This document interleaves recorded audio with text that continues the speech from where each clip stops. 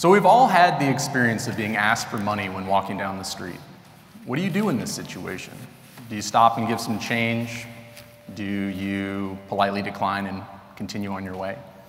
I started wrestling with this ethical dilemma a few years ago, as I'd wonder, where's the money going?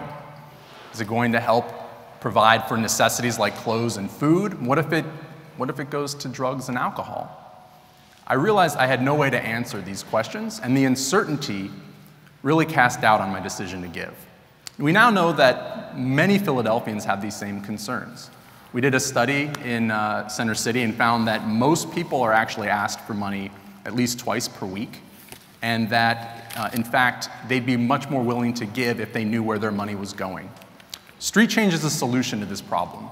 It's a mobile app that allows donors to make very targeted donations to specific items requested by street homeless individuals. Here's how it works. A social service agency identifies a homeless individual who is unattached to services. They then conduct a brief interview that identifies short-term material needs that are then translated into a registry of items toward which people can donate. And this information is used to create a public-facing profile on the app. Now our clients are coming to us saying, hey, we need really specific things to survive on a day-to-day basis, whether it's a clean pair of socks or toiletries or a backpack to carry their belongings. It's important to note that we give them meaningful choices when deciding on their fundraising goals.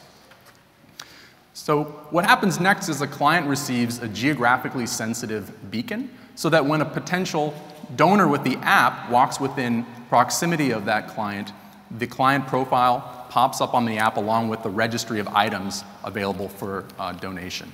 And when an item's been fully fulfilled or funded, we notify the client that it's ready for pickup at their nearest homeless outreach center. But it's worth noting that StreetChange isn't just about giving away socks or a backpack or a pair of shoes. It's about solving a systemic problem through civic engagement. So in a single night in January of 2016, there were 700 people sleeping on the streets of Philadelphia. That's a big increase from just a few years ago, and something that I think that you can feel just by walking around the city. And so when someone comes to pick up that item, that backpack, whatever has been fulfilled, they meet with a peer support specialist, they meet with a case manager, someone that can talk to them about long-term social services, about healthcare, about employment, about housing, things that can create long-term economic and housing stability. So it's about creating connections between multiple pieces of the puzzle here. We have the public, people that will use the app and make small donations, $1 here, a few dollars there, maybe $10, and using those small donations to create supportive relationships between homeless clients and the peer support specialists that are there for them.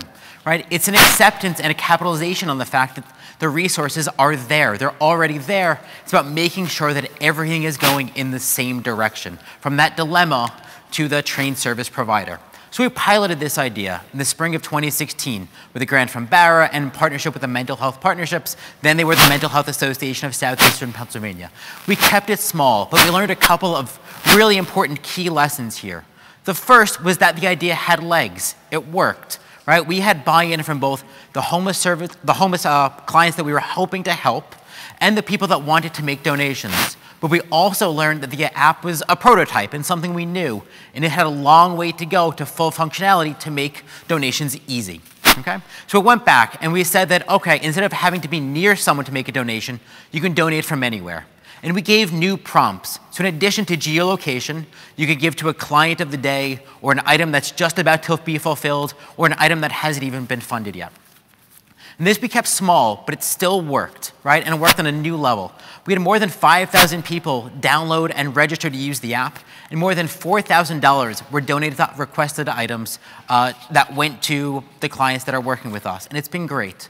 But we've still learned that we need to keep lowering the barriers to entry. Right? We need to increase public visibility to alert passersby that there's a new, better way to give to people that they encounter than just cash, which is what it's been so far.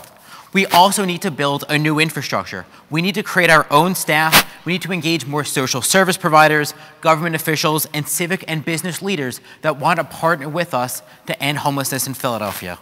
And with that infrastructure and those partnerships in hand, we can run a bigger, more robust pilot and go from 40 clients to 400 and even 1,000. And through that, we can show that this is the way forward for anyone with a phone and anyone walking down the street to help someone get the socks they need today and the apartment they can stay in for years to come. Thank you.